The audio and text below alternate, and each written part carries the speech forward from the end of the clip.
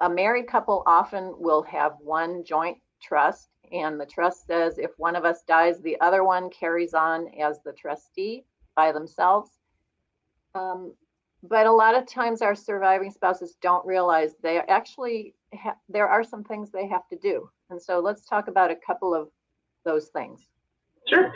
So sometimes people don't quite realize what kind of trust that they have, and they've set it up because they have a blended family, or someone was worried about a spouse remarrying after one dies, or they simply have a lot of money and the estate tax comes into question, and so they have to structure their trust for that way. And a lot of times, for all three of those scenarios, it's set up to where the trust splits after the first spouse dies, which creates work.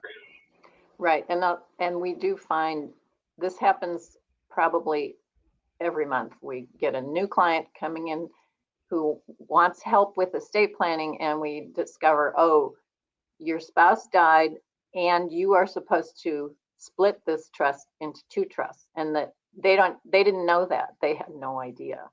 So that's something. I guess the moral of the story there is if your spouse dies, go talk to your attorney and just figure this out. Is there something more that you have to do? Yeah. Or if you're not sure now and you're both still alive, maybe you should check in with your attorney and make sure that it's going to be a smoother process. Like, it doesn't have to be, as difficult as it might be if you check in now. Right. That's a really excellent point, because something that really impacts that whole situation is the fact that the tax laws changed a few years back, and that trust that splits into two trusts isn't necessarily the best thing for everybody anymore. And Madison's point is, find out now. Once one of you dies, it's a lot more difficult. It's a lot more difficult. So just pick it up. Okay. When that happens, though, when the surviving spouse comes in and we have to tell them, oh, you have this kind of trust that splits into two, there are options. Yeah.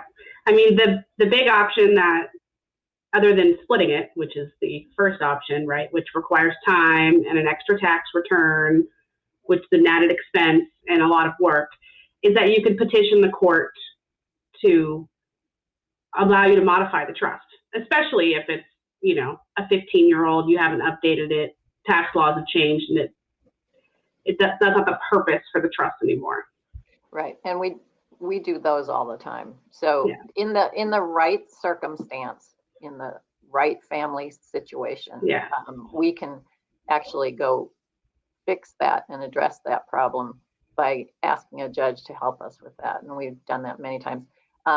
But the other point, I guess, that I would make about that is, even if you are the surviving spouse and your spouse died several years ago, and you're hearing this now and saying, oh, I didn't do anything at all when my spouse died. It's never too late. We can go in and take care of these things, but it's so much better to do it sooner rather than later.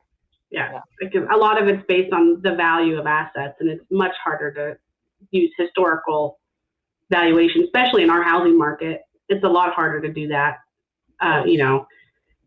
Like right now, if you value something, it's probably going to go for way more than asking. So it's hard to actually get those valuations, historically speaking. Yeah, it's everything's easier when you do it in real time, rather than trying to look back 5 years. Yeah, or undo all the stock trades that you've done and have to that's difficult, because now you're talking about tax basis issues. Like it's already complicated. So we don't want to make it any more complicated than it already is. Yeah. So if you take nothing else away from this, you surviving spouses out there, if you didn't talk to your lawyer sort of soon after your spouse died, do it now. Just do it.